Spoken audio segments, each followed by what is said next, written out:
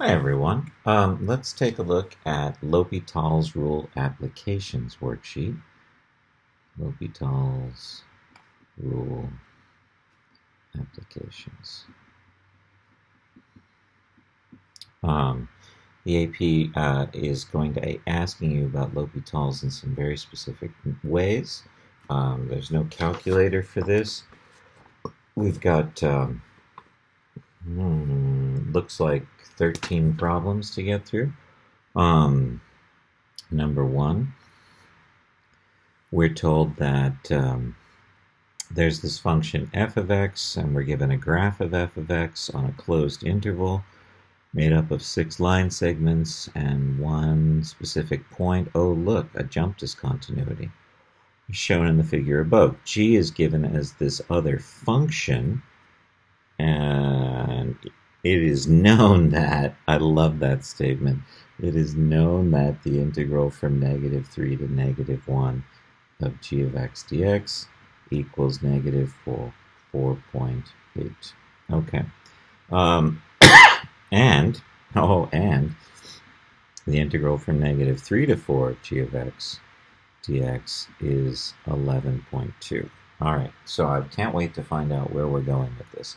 Find the value of the integral of f of x from 4 to 8 dx. Well, f is the curve, is the graph, and from 4 to 8, I notice that each of those boxes has an area of 1, and so I add up the areas. 1, 2, this is half of 2 boxes, so that's 3.5. So I get 3.5 here, and that was part, or explain why the integral does not exist. I think they're expecting me to say the integral doesn't exist because of these holes, but these holes don't trouble me. They don't take up any space for the purpose of finding the area underneath the curve. So I don't have a problem saying A, 3.5. Okay, B, what's the value of G integral from -1 to 4 of g of x dx? And in this situation, I think, well, look, they've given me this information, and this looks a lot like an integral properties question, where I could say something like the integral from -1 to 4 plus g of x plus the integral from -1 to -3 of g of x, sorry, -3 to -1 will equal the integral from -3 to 4 of g of x. And conveniently, they tell me that this is 11.2 and that this is -4.8, and we're looking for this integral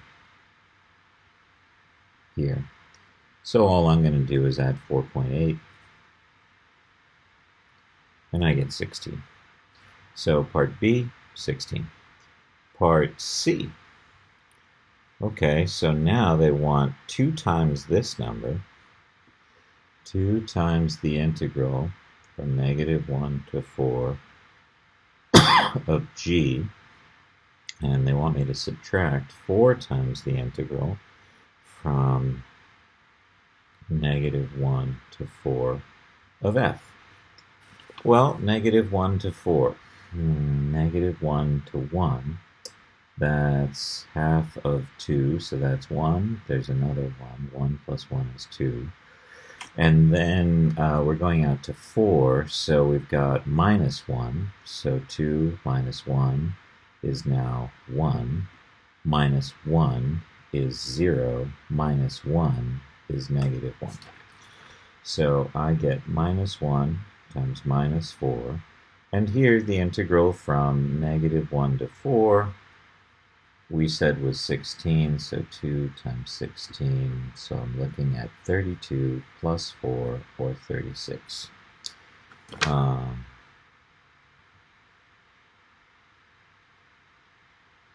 Yes, 36.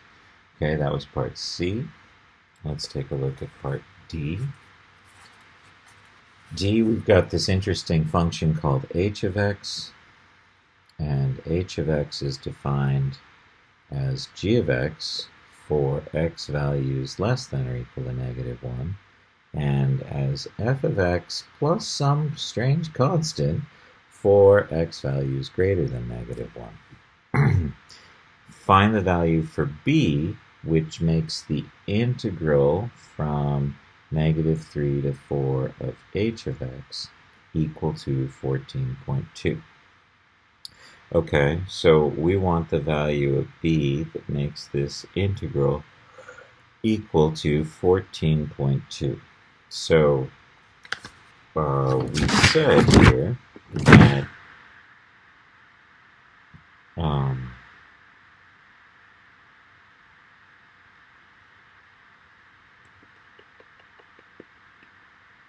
I guess I want to say that this is going to be the integral from negative 3 to negative 1 of g plus the integral from negative 1 to 4 of f of x plus b dx. So what do we know here? Well, the integral from negative 3 to 4, I'm sorry, negative 3 to negative 1 is given as negative 4.8. We want this to be 14.2. We can add those together to get 16 equals negative 1 to 4 of f of x plus b. We can split this into negative 1 to 4 of f plus negative 1 to 4 of b, and set that equal to 16. Well, negative 1 to 4 we said was 2 minus 2 minus 3 was negative 1. So this is minus 1 plus, and the antiderivative of b will be bx on negative 1 to 4, and that's equal to 16. So now I'm going to come up here and I'm going to say 17 equals 4b minus a minus 1b. And it looks like 17 equals 5b, or b equals 17 fifths. Of course, 17 fifths makes me cringe and whimper and think I made a mistake, so I'm going to go back and check my work and see what happens here. So I know that this integral, since h is made up of these functions, if I want to integrate h from negative 3 to 4, I'm going to go with this part from negative 3 up to negative 1, because that's when g works, and then from negative 1 to 4 with f plus b. So, yeah, that works for there. And we're saying that this whole thing should add up to 14.2. Okay, so let's go back and confirm that the integral from negative 3 to negative 1 is, on g of x, is, oh look, it's negative 4.8, negative 3 to negative 1. So we can just put that down, and if we add that, oh, see, look, there is a mistake. That's 18 plus 1 is 19. Okay, so I've got 19, I've got 19, I've got 19, I add 1 now, I'm at 20. I've got 20, and I've got 4. Yay! I feel better. Okay, watch out for those early morning sign mistakes. That was D, and finally we have E. And you're probably saying, you know, why are we doing this? There's no L'Hopital's rule yet. Hey, welcome to E. Find the limit as x approaches 1 of f of x over g of x plus 2. Okay, so g of 1 and f of 1 are what we need to find. F of 1 I can grab from the picture. And g of 1, I actually have to plug a 1 into this function. And when I plug a 1 into the function, I get 1/10 4 times 1 plus 3 times 1 minus 10 times 1 minus 17. And close parentheses. Oops, I did close parentheses. So what am I looking at here?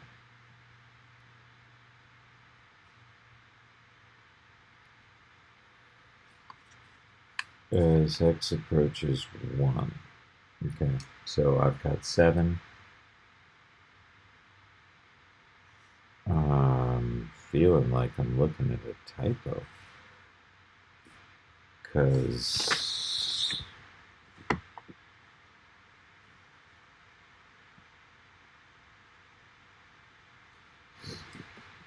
yeah, I'm looking at a typo. There's a typo here.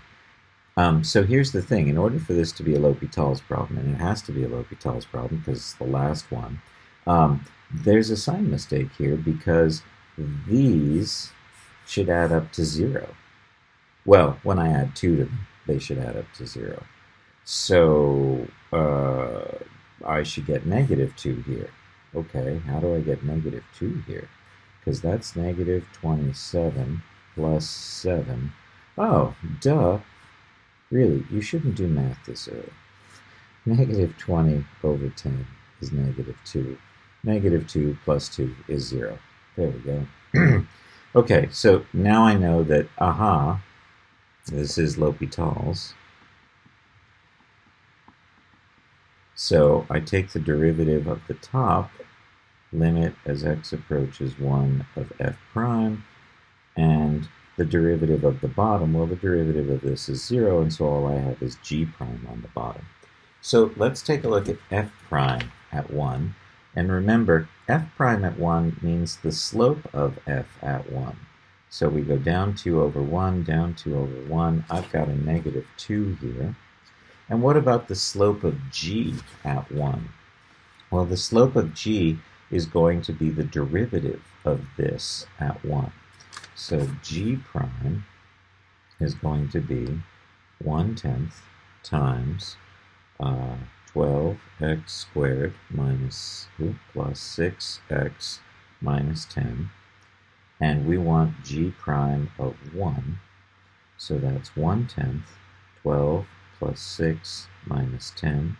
18 minus 10 is 8 over 10, or 4/5.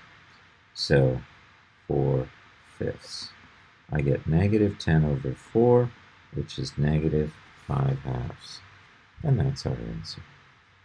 Okay, so I thought these were really nice sort of basic concept questions, but the first 4 I actually wanted to do because I think while you know your integral properties, you might need to practice them some more before you take the AP exam and see how the AP is going to ask such questions. So that was kind of a free response version where you would run into, as part of that free response questions, a L'Hopital application. Let's take a look at something that more likely you'll see in multiple choice. The limit as x approaches pi of x secant x over x squared minus pi squared. Okay, so if I plug in a pi, secant pi, yeah, I don't know the secant of pi, but I know it's 1 over cosine pi. And I know that the cosine of pi is -1. So I have negative pi on top. Yep, pi, secant pi, cosine pi, yes, that's great. There's the top. And the bottom, if I plug in a pi squared, I have pi squared minus pi squared, which is 0. So here's the thing. This is not a L'Hopital's problem because I didn't get a 0 on the top. I mean, I'll check it again, but we know that x times 1 over cosine x, or x over cosine x, and if I want to put in pi into both of those, cosine of pi is not going to change to be 0 suddenly. Cosine of pi is -1. And so here, we're just going to have -1 over 0. This is not 0 over 0 or infinity over infinity. This is not a L'Hopital situation. This is a limit situation, and we have an undefined limit. So I'm going with D here for number 2. D for number 2. Oh, look at that.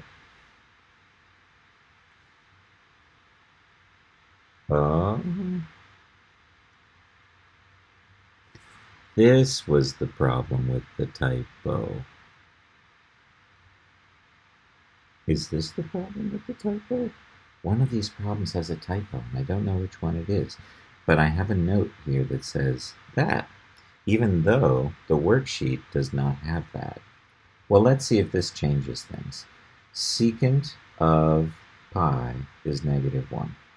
Pi, no, that still doesn't, no, I don't know. I'm going with D here. I'll go and check that one, but no, because that's not, no, not as written. Okay, 3.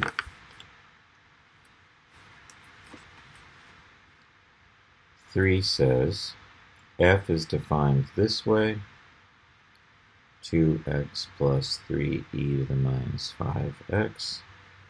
G, I don't know, but I know that G prime exists, and they tell me that G prime is 1 over x plus 4 cosine 5 over x. Okay. And let it be known that the limit as x heads to infinity of G is infinity. Okay. The value of this limit, the limit as x heads to infinity of f over g. Okay, so we already know the bottom is infinity, but what about the top? What happens if I plug an infinity in here?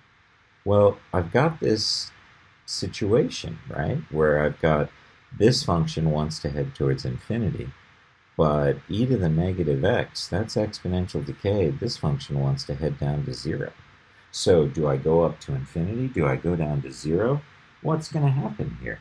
So we said that we could evaluate this limit as x heads to infinity of 2x plus 3 to the e minus 5x over, and we said what we would do back when we were talking about limits is we would pick one of these functions that we thought would dominate. And I thought it was that one, because I think the linear one is always going to head up, up, up, up, while the other one heads down, down, down, down, towards 0. So these amount of downs aren't going to overcome those amounts of ups. Okay, so I think if I plug in an infinity, oh, no, I need to simplify this, don't I? Limit as x approaches infinity of 2x over 2x plus 3 over 2x e to the 5x, and we plug in infinity and we get 1 plus 0 over 1, and that tells me that I chose right. This is the dominant function, and so I do know that this is heading up to infinity. Aha! Now I'm ready to use L'Hopital's rule. So let's use L'Hopital's rule here and say, well, this would be the limit as x heads to infinity of 2 minus 15 e to the minus 5x over the derivative of 1 over x is negative 1 over x squared. The derivative, oh, I already have that derivative. Okay, 1 over x plus 4 cosine 5 over x. So what happens when we plug infinity in? So 5 over infinity is 0, cosine of 0 is 1, 1 times 4 is 4, and 1 over infinity is 0, And on top, if I plug in an infinity, this heads down to 0, and I have a 2, and so I get 1/2. So for number 3, I'm liking the answer 1/2, and this is a multiple choice problem, and so I'm going with B as my answer. Okay, problem number 4 is actually for space reasons on the back of the worksheet. Let's flip over for a second so we can be in order. This is the limit as t heads to 0 of sine t over ln 2e to the t minus 1. Okay, so I plug in a 0, and I get a 0 on top because the sine of 0 is 0. E to the 0 is 1. 1 times 2 is 2. 2 minus 1 is 1, and the ln of 1 is 0. So, yay, L'Hopital's. Let's identify that we can use L'Hopital's now because we get that 0 over 0 situation. And so we're going to say then that this will be equal to the limit as t heads to 0. The derivative of sine is cosine. The derivative of ln of stuff is 1 over stuff, e to the t minus 1, times the derivative of stuff. And so that's 2e to the t. Okay, and I feel like I want to tidy that up a bit, so cosine t times 2e to the t minus 1 over 2e to the t. And remember, this is still a limit as t heads to 0. So what happens when we plug our 0 in now? So 0, e to the 0 is 1, 1 times 2 is 2, 2 minus 1 is 1, that's great. We've got a 1 there. Cosine of 0 is 1. 1 times 1 is 1 on top. And if we plug in a 0 on the bottom, e to the t, e to the 0 is 1. 1 times 2 is 2. So I get 1/2, which is choice C for number 4. Choice C for number 4. Okay. Problem 5, back on the front. I should probably renumber these. F is defined, in fact, let's erase and start fresh. 5. F is defined as 3x plus 2e to the minus 3x. G prime is given as 4 plus 1 over x, and it is known. How did we know these things? A little bird whispered to us. X headed to infinity, g of x is infinity. The value of this limit then, the value as x heads to infinity of f over g. Okay, well we know this, because it is known, is infinity. And the limit as x heads to infinity, well, this looks a lot like that last problem we were doing, but just to confirm, the limit as x heads to infinity of f of x, I'm going to say is infinity, but, you know, I know that because this function heads to infinity and this function heads to 0, and the limit as x heads to infinity of 3x plus 2e to the minus 3x over, this is the one I choose, would be the same as the limit as x heads to infinity of 3x over 3x plus the limit as x heads to infinity of 2 over 3x e to the 3x. So when I plug my infinities here, 2 over infinity is 0, and here I have 1, and so I get 1, which means I chose correctly, which means whatever this function is doing as x heads to infinity is what this function's limit will be as x heads to infinity, and I get infinity for that as well. And so we can't really talk about infinity over infinity. I'm tempted even not to write something there, but just to acknowledge that both of these are heading to infinity as x heads to infinity. So we use L'Hopital's rule and say x heads to infinity of f prime over g prime then. So we know g prime here, and if we plug in our infinity, we get 1 over infinity, which is 0, plus 4. And then f prime. Well, I need f prime. So let's take the derivative of f. The derivative of f is going to be 3 minus 6 e to the minus 3x. Okay, because I did the derivative of e to the stuff, which is e to the stuff, times the derivative of the inside function. So I want to know this as x heads to infinity. You may find the limit as x heads to infinity of f prime is easier to understand if you write this as 3 minus 6 over e to the positive 3x. And if we plug infinity in here, we have 6 over infinity, which is 0. We have 3 minus 0, or 3. So on top, we have a 3. On the bottom, we have a 4. I get 3/4, and that's choice B for number 5.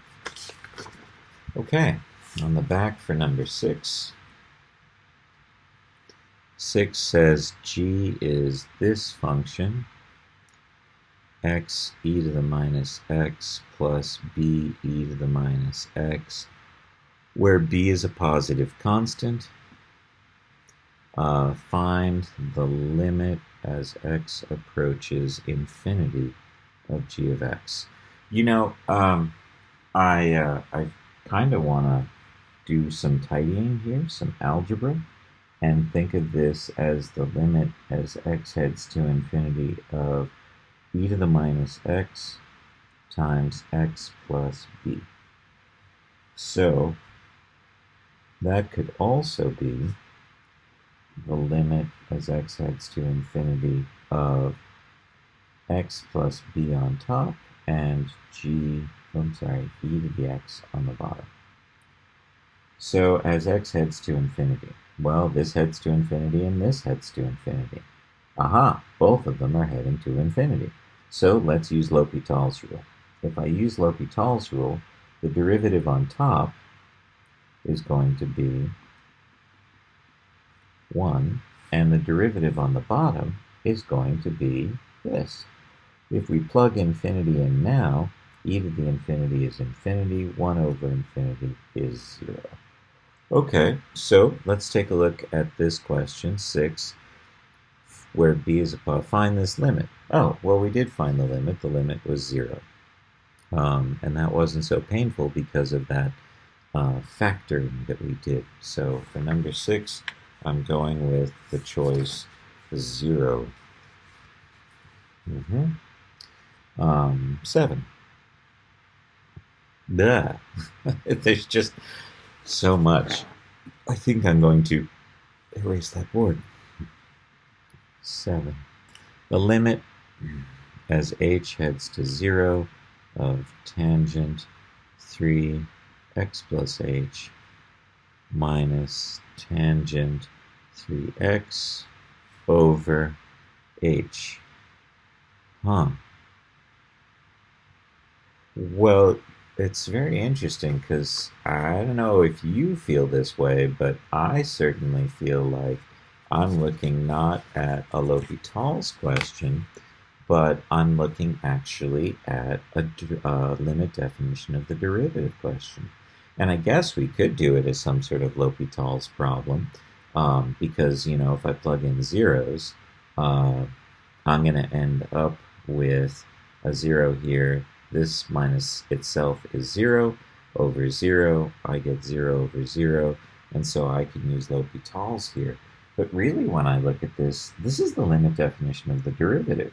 The derivative of what function? Of tangent.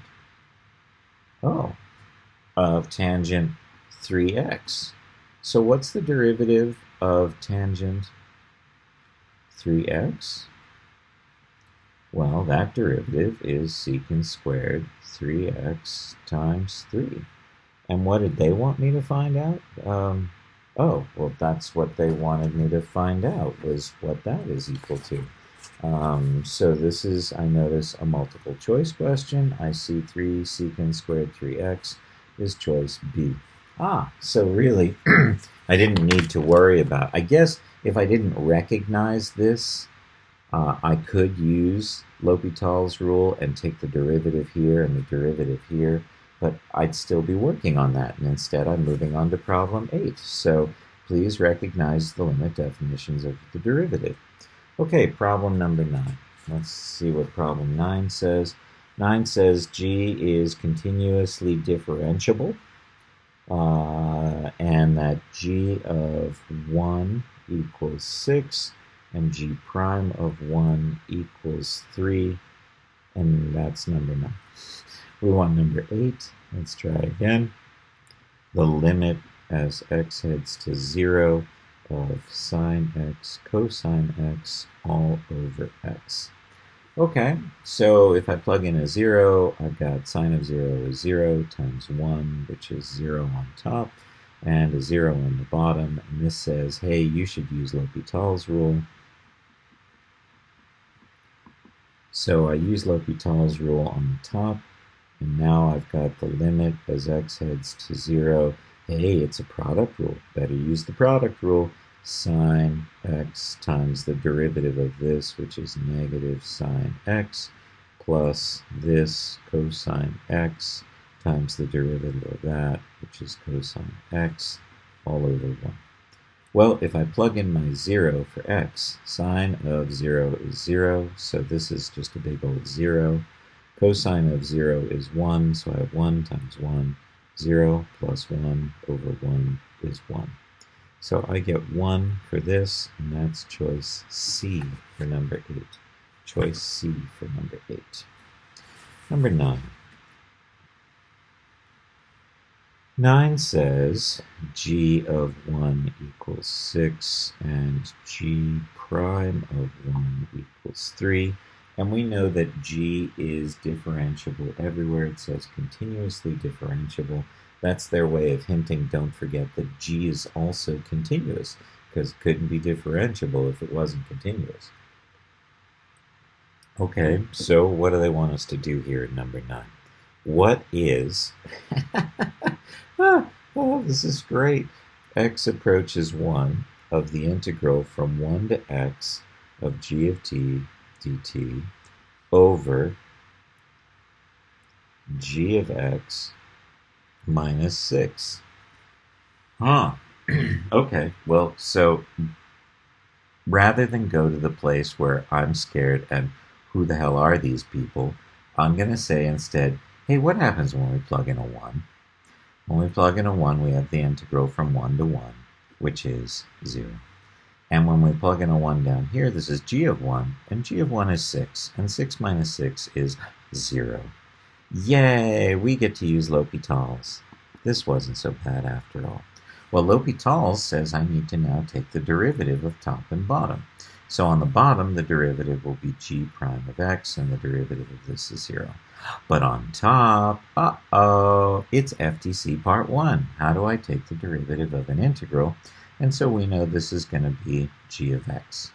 So I plug in my 1, that's g of 1, which is 6. And I plug in my 1, and that's g prime of 1, which is 3. And so we get 2. 2 is our answer for number 9, and that's why D is our choice for number 9. D for number 9. Okay, let's take a look at 10. 10. A and B are positive constants, then the limit as x heads to infinity of ln bx plus 1 over ln ax squared plus 3. Okay, so as x heads to infinity, this is going to head to infinity. Ln of infinity is infinity because remember our ln graph goes up forever. So I've got an infinity on top, and lo and behold, I have the same situation on the bottom, ln of infinity. So I have infinity over infinity here, which means I need to take the derivative on top, the limit as x heads to infinity. Derivative of ln of stuff is 1 over stuff times the derivative of stuff. Then on the bottom, another ln, so 1 over stuff times the derivative of stuff. Okay, so now I've got something messy. Let's see about tidying this up. The limit as x approaches infinity of b over bx plus 1 times ax squared plus 3 over 2ax. Okay, so hey, take a look at what we've got here. We've got this opportunity to, and this is an infinity, we've got this opportunity to distribute, which I'm not going to pass up, and I'm going to have a b x squared plus 3b over 2ab x squared plus 2ax. And if we plug in infinities, we get infinity over infinity.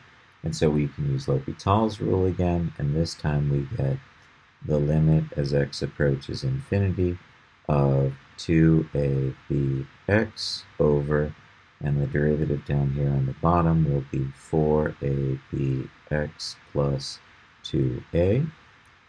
And again, I plug in my infinities, and I get infinity over infinity.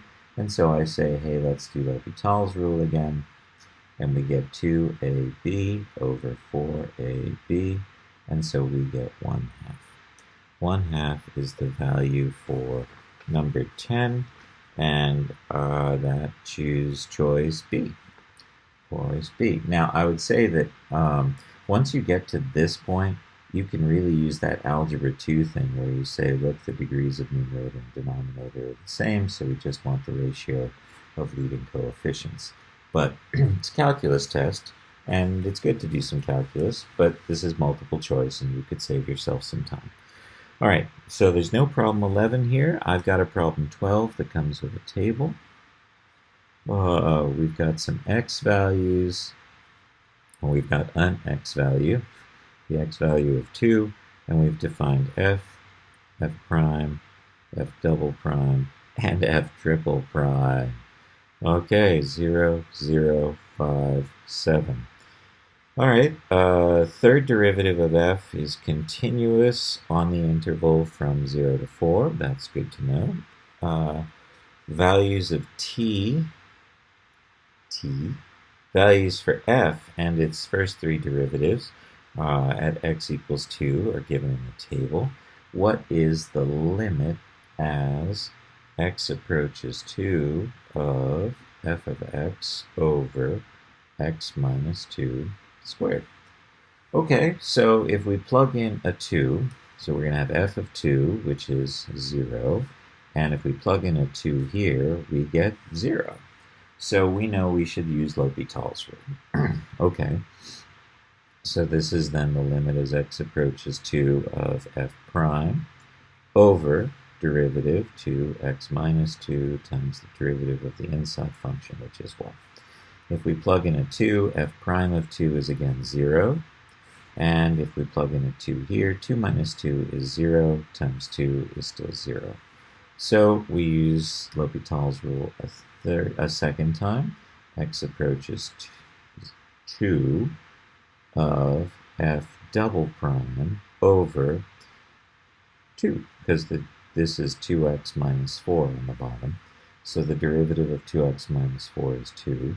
And now when I plug in a 2, I have f double prime of 2, which is 5 over 2. It looks like, for number 12, I'm getting 5/2. I kind of wonder about that third derivative. Why did they give me that? I didn't seem to particularly need that piece of information, but I'm going ahead with choice B here for number 12. Okay, 2 problems left, 13.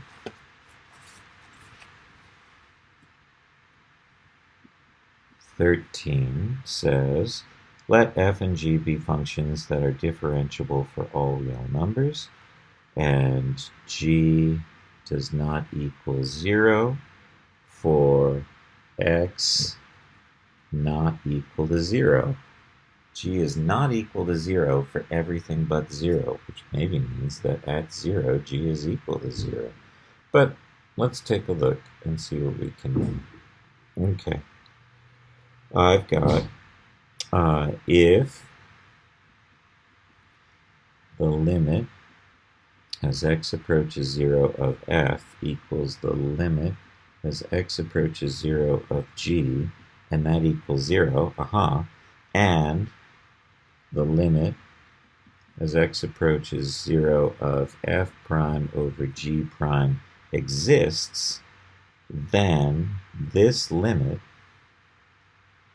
is, well, this limit, the limit as x approaches 0 of f over g, will be equal to the limit as x approaches 0 of f prime over g prime, because here we're saying this limit is 0 and this limit is 0, so we get 0 over 0, which tells me to use L'Hopital's rule, so I use L'Hopital's rule. And so now I want to know this limit, and I think, okay, well, what have they given me to figure out this limit? And this limit is the derivative of f over the derivative of g, and that's choice C. Well, that was sort of an inconsequential problem. I think it's very easy to let the notation scare you. I was a little scared there. Were you? All right, let's take a look at the last problem. This looks like another multiple choicey one. It's also got a note saying no calculator here. So we've got particle moves along the y-axis so that its position as a function of time is y of t equals t squared tangent 1 over t for t greater than 1. Show that v of t equals this stuff. Well, we know that if this is a position function, then y prime will be v, and therefore we just need to take the derivative of this. So this is a product rule situation. I'm going to have 2t times tangent 1 over t plus t squared. The derivative of tangent is secant squared. Leave that stuff alone. And the derivative of t to the negative 1 is negative 1 over t squared. Okay, so that's a derivative. Is that what we were supposed to show? 2t tangent. Oh, and there's some canceling here, right? So yes, this is now shown, and part A is done. Part B, at time t equals 4 over pi, what an interesting time, the particle is the particle moving towards or away from the origin. Okay, so let's think about this. We want to consider the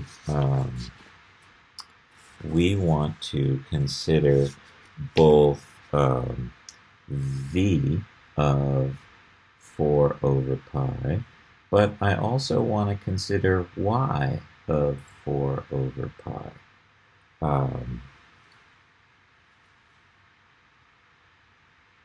Or can I just do it with this? Let's see if we can just do it with this. Okay, so v of 4 over pi. So this is 2 times 4 over pi.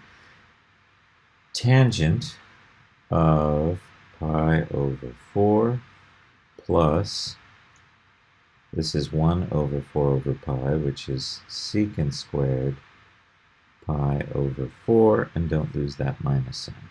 Okay, so let's see, what do we know here? Well, I know the tangent of pi over 4 is 1, and I get 8 over pi then. And then over here, secant of pi over 4, well, I'm not so sure about that, but I know the cosine of pi over 4 is root 2 over 2. So I get 2 over root 2, which is 2 root 2 over 2, or root 2. So that's secant of pi over 4. But what about secant squared? Well, if I square this, I'm going to get 2. So this is minus 2. Okay, so is this number positive or negative? I know that this number is 8 over 3.14. Well, 8 divided by 3 goes in 2 and some more. So I'm saying that this is going to be greater than 0.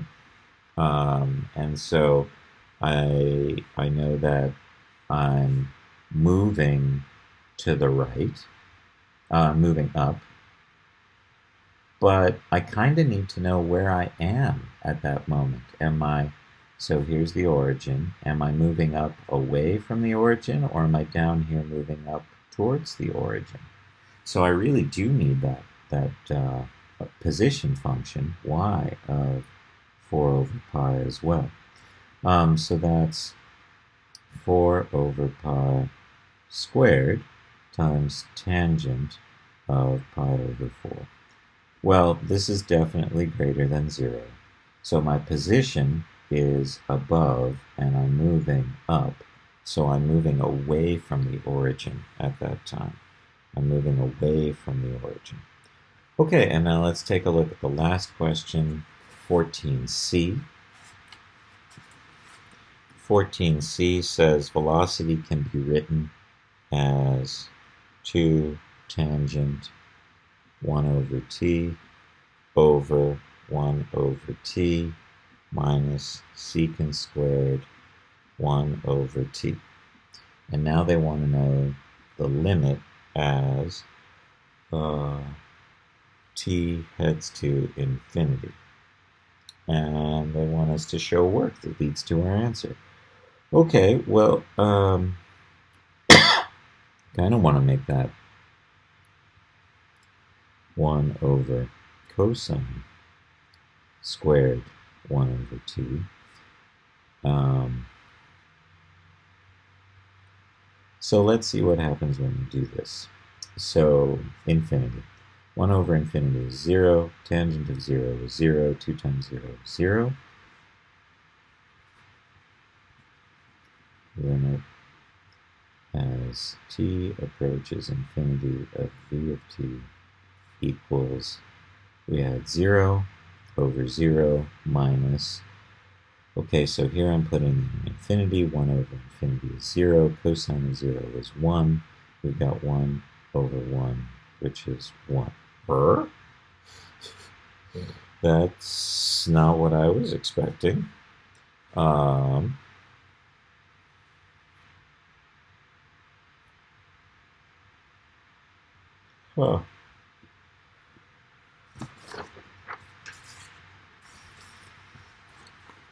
Oh, but this, duh, sorry, it's still early.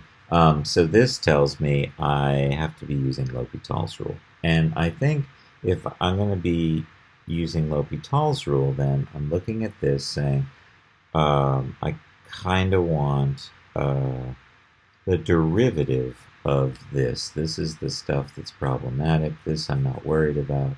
So I do the derivative on top. The limit is t heads to 0 of v prime of t is going to be the derivative of this, which is 2 secant squared 1 over t times negative 1 over t squared over the derivative of this, which is negative 1 over t squared.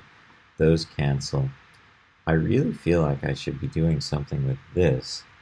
But I already know this limit is minus 1. So I don't feel like I want to take the time to do that again.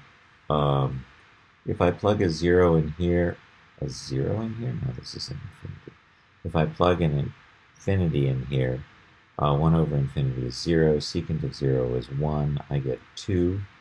So this is 2 minus 1 equals 1. So I'm going with 1 there. And I feel like if I had the time, I would do the derivative of secant squared 1 over t. But that's just going to be a pain in the butt to then just evaluate and end up with 1 again. And really, this wasn't undefined for me. This wasn't a L'Hopital situation. So the limit of this part of v prime, I guess I want to call that part of v prime was 2, and the limit of this part of v was 1. So 2 minus 1 is 1. Okay. Well, I hope that gave you some practice with some L'Hopital's hijinks that you can expect to see on the AP exam. And let's see what next fun thing the College Board has for us.